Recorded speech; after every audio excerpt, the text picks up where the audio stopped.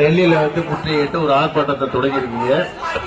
இந்த சட்டத்தின் நோக்கத்தை பற்றியும் அந்த சட்டம் தேவையில்லை என்ற கருத்தையும் பல எம்பிக்கள் இங்க கருத்தை முன்வச்சிருக்காங்க. உங்களுடைய போராட்டம் நேர்மையான போராட்டம்.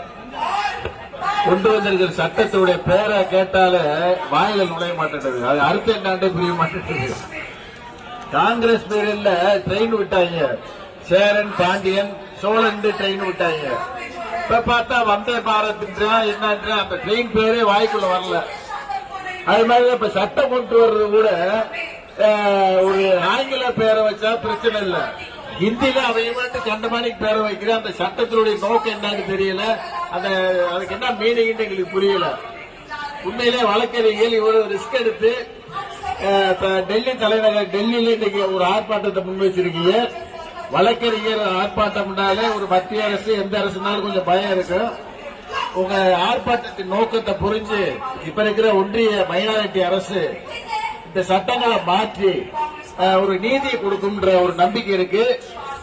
அப்படி செய்யாட்டி மீண்டும் இந்த போராட்டம் தொடர்பு வகையில் இந்த உங்க அமைப்பு பல நடவடிக்கைகள் எடுக்கும் என்று நம்புறேன்.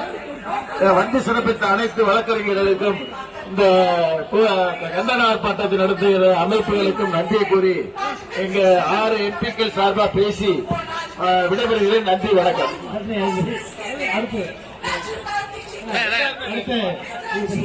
அடுத்து